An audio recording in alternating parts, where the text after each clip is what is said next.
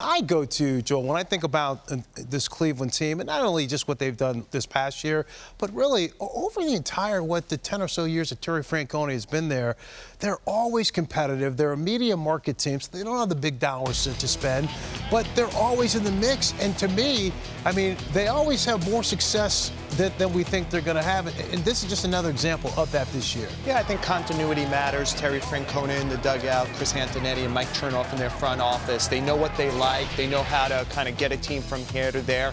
You mentioned where they were on September 5th. I'll take you back to July 23rd. Okay. They're a game under 500. They're 43 and 44. They've won 43 games since then. They're 43 and 23. It's the second best record in the league. It's 24 and 7 against the AL Central. Oof. Like in that period. I think we thought the AL Central, almost every team was going to take a step forward except for them. They're a young team. Right. They were going to be rebuilding, and nobody wanted to win this division, and they played well. And I want to highlight one area of this team. In that period of time, that period where I'm talking where they're 43 and 23, look at these bullpen guys. They have the #1 bullpen ERA since then. This is since July 13th. How many guys here are having strong periods? So, like, the AL Central has not done well in the postseason pretty much since Cleveland went to the World Series in 16 against the Cubs. Correct.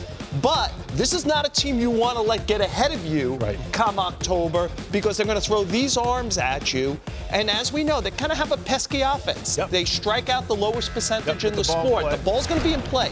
So you better play good defense against them and get a lead. Otherwise, you're going to see a lot of these guys, including Clase at the very end.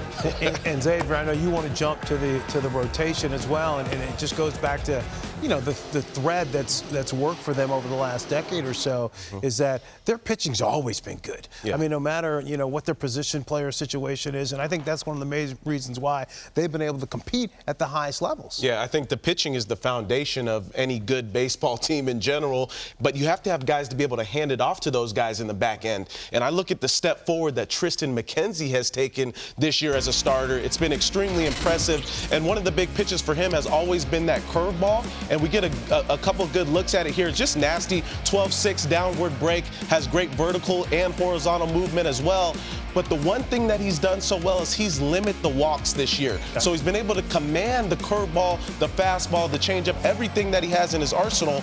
The walks to 9 last year were at a 4.4. This year at a 2.1. That's brought the ERA down as well to a 3.04. So his ability to command those pitches as well as the high velocity fastball has put him in a great position to take a step forward.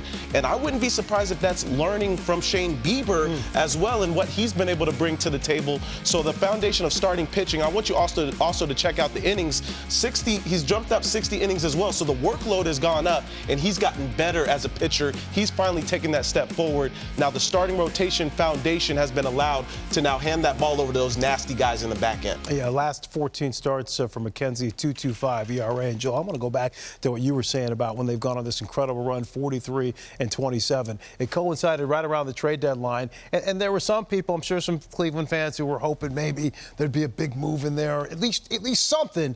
But Cleveland stood pat because then they said, hey, we got young guys we want to come up and play. And it's worked. It's worked because, I don't know if you noticed, Fran, like, everyone who did a lot at the trade deadline, none of them have done well. Yeah. Like, Soto has started to hit in San Diego, but they had a losing record for a while with him. The Yankees made a bunch of trades. All the guys are hurt. By standing still, they got ahead. Right. And I think they just believe in their process there. To the point about continuity, I think that they have, in this day and age, a pretty unique style of how they play. There's not a lot of home runs there. You know, Jose Ramirez actually has more intentional walks this year than Aaron Judge because he's the power guy.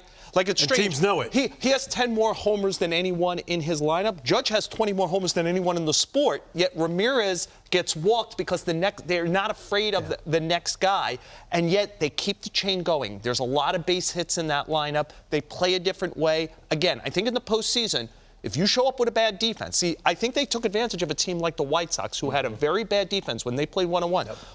Cleveland is going to make you play. That's right. Can you make the plays against them? That's one thing that Cleveland does extremely well is they're going to put pressure on the defense. They're going to put the ball in play. They're going to take the extra base.